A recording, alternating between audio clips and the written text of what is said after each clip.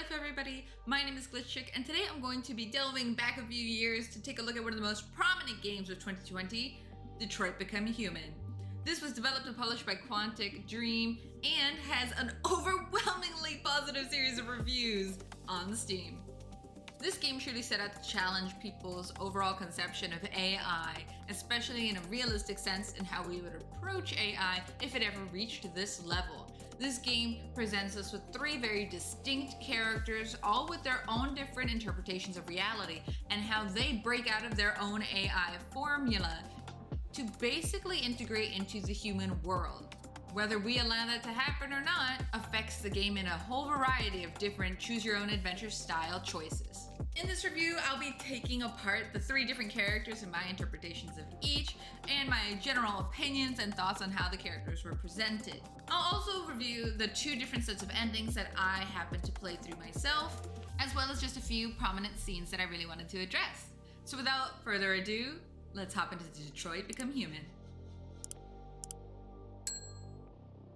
Now, my least favorite character was Kara. Now, I understand if I catch some heat for this, but Kara, right off the bat, we understand that she is more of a maid AI. She is there to serve people in their homes, and we are immediately introduced to the uncomfortable situation that she lives in. Each of the main characters, I believe, represented a different group in terms of status and political involvement. And Kara was like the everyday person. Unfortunately, she lived in a not so everyday household in which her family was subject to an abusive father. The scenes in the beginning of this game made me very desperate and very anxious whenever I played her character. I was very nervous about how this would affect her, how this would affect the child. So I think I was less involved in the storyline and more involved in like this panicked, I just need to save the girl mindset. I also wasn't really thinking about how my actions would affect me later on in the game when I played as her. So when I had Kara pick up the gun and basically force a Mexican standoff in a little girl's bedroom, I was very prepared for that to turn into a horrific situation. And it kind of did, if you think about it. I mean, in my case, I used the gun and he did end up dying in their house. And I was able to get the little girl Alice out of there. And from there, we had a whole nother slew of problems. Kara's whole story is basically about survival. She goes from the abusive household to rummaging around on the streets, trying to find things to keep her and Alice warm and fed throughout the night. They get basically kidnapped and attacked by people that mistreat AIs and disassemble them for fun, which was a horrific concept. And seeing the creatures that were created by this particular evil character was insane. But also, Kara isn't one of the characters that impacts society around her. The other two characters tend to do that a lot more, and Kara is almost surviving the effects of that. She is like the result of what those impacts have. And it was nice to see that dynamic, but it did make her feel less important to the storyline. I was also really disappointed with the direction her story took when she does find out that Alice is also an AI program. And maybe this is a totally personal feeling.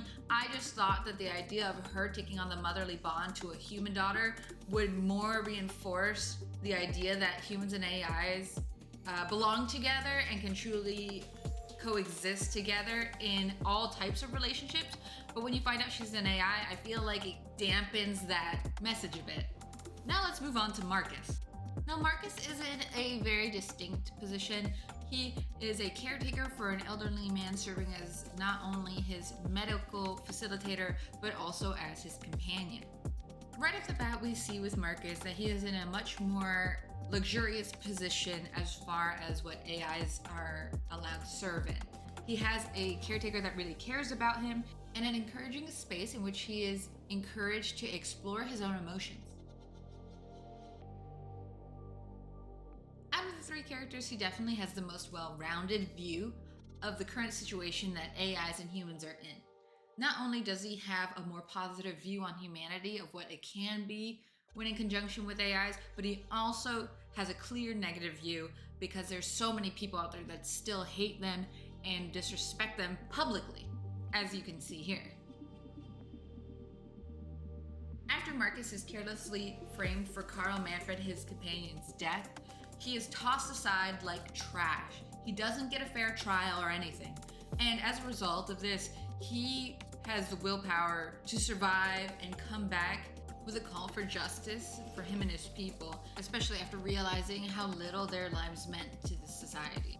I enjoyed how aggressive the shift in his storyline was, and I also really appreciated all the different options we had with this storyline to choose either an aggressive or more peaceful route in how we handled our new masses.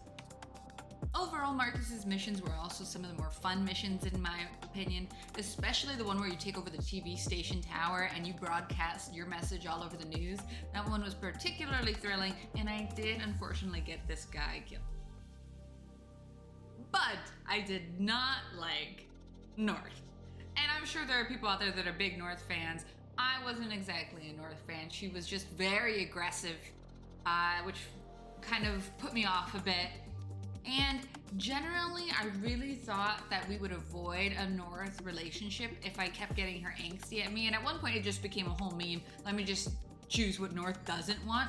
And she still ended up becoming our lover, even though we had never gained 1 point of favor with her. So I just knew that that was a very forced relationship from the beginning. I understand. It really did help the storyline along to have lovers be at the forefront of the motion for AIs to be amongst humans and treated equally. And I did like that. I just wasn't a fan of her. Now, onto my favorite character, Connor. Now, Connor is my favorite for a multitude of reasons. Not only is he definitely the comedic aspect of this game, but he also has the best game mechanic to help him with his law enforcement. The process in which you gather data and then recreate crime scenes was mind-blowing. I loved it, and I don't get to see that kind of thing in games ever. So being able to play his character was always very exciting for me, and I always looked forward to the next crime he would be on. And of course, his moments with his dad. Or at least that's how I kind of saw their dynamic. Connor was paired from the very beginning with an investigator called Hank Anderson, who was very anti-android. I also realized just at this moment that I've been saying AI this entire time instead of android, but I guess the terms are pretty interchangeable. Back to Hank and Connor's relationship, it very much reminded me of the golden retriever boy and black cat girl stereotype that you see all over TikTok, except in this case, Connor is a golden retriever and Hank is a black cat. This dynamic duo really defined my favorite scenes throughout this whole game. There wasn't a time when I wasn't like, I just want to get back to Connor's storyline. Partially because it is more lighthearted, and so it's easier for me to fall into. I also am really partial to like crime fighting and investigative novels and games, so that's probably why I preferred his character style right off the bat. Personally, I also consider Connor to be the most valuable character, which I know might sound weird because Marcus is literally the leader of the new free world, but hear me out. There was a very particular ending that I wanted to get from this game early on, and I didn't realize that it was 100% dependent on Connor's decisions and the way that we played Connor.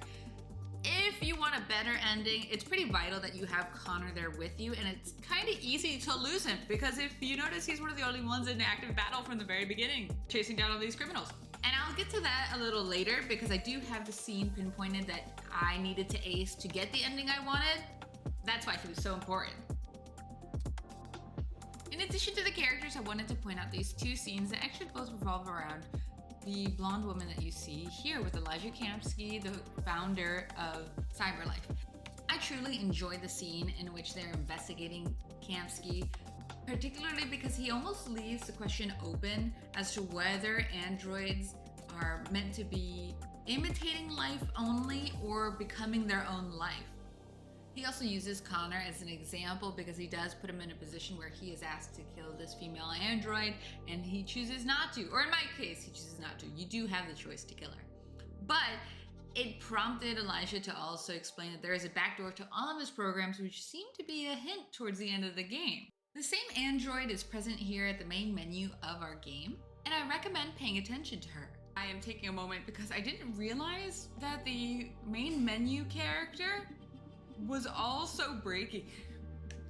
She is definitely having, what is it called? She's becoming deviant as well, and I never took the time to really stop and appreciate her.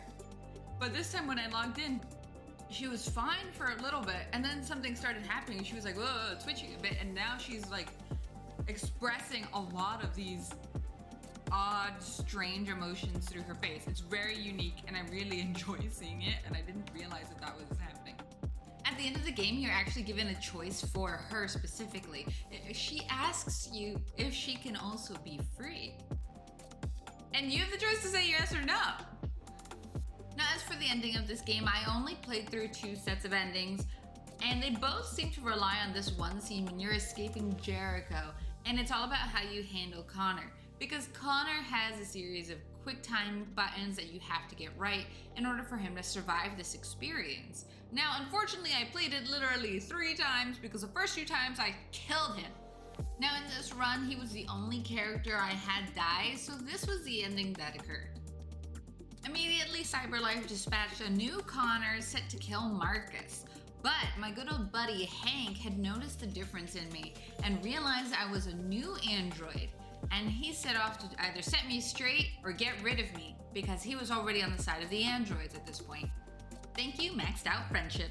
Now, I played this part a little biased. I definitely failed a lot of the quick time events because I didn't want to kill Hank, and I believe that that was a very real possibility. So instead, I let Hank kill us because I felt like that was just the right thing to do.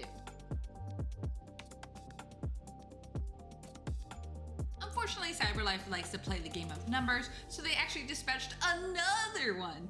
And this 3rd Connor at this point was also set up to kill Marcus, so we had a nice hand-to-hand combat moment. We were also given the very unique choice of choosing to control either Marcus or Connor, which I loved. And of course I chose Marcus because at this point we weren't playing the real Connor. And not to brag or anything, but I won.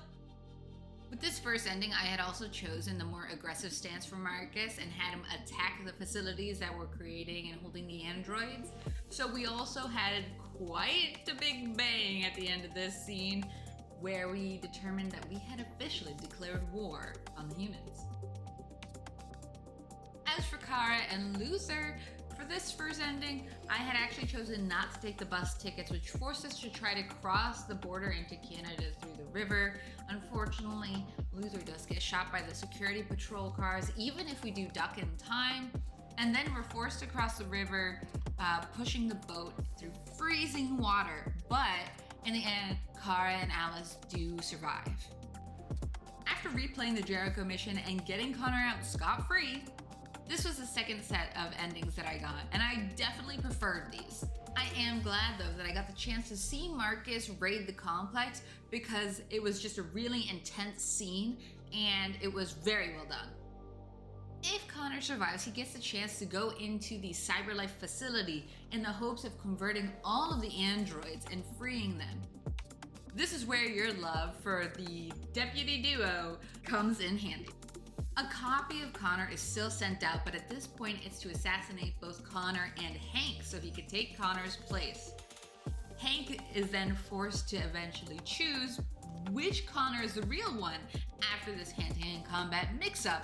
This is where the friendship points really come in handy because he asks us a series of personal questions and we have to answer them. Obviously we can fail this trial, but I didn't, and Hank pulled the trigger on the right man. We were then free to create an army of deviants. I truly loved this scene because it did prove that your relationships mattered in this game and that your personal choices with people mattered, whereas a situation like Norse, it really didn't, but with Hank, it was significant how you treated him because of how he would treat you in return. As for my second ending with Marcus, I did choose to do peaceful protesting, and luckily they made it out with very few casualties and brought together everybody through song. As for Kara, I had her take the bus tickets and she did successfully make it over the Canadian border, but I do feel very bad because I sacrificed to Jerry to do it, and I realized afterwards that I had made so many right decisions in her part of the game that I didn't have to do that to survive getting across the border. R.I.P. Jerry.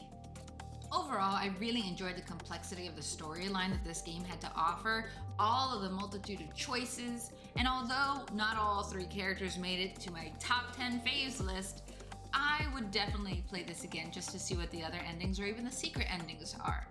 Additionally, the graphics were top-notch and the faces were so realistic. Overall, if you haven't played this game already, I highly recommend it. And if you already have or you plan on doing so, let me know what endings you get in the comments below. I'd love to see how things turned out.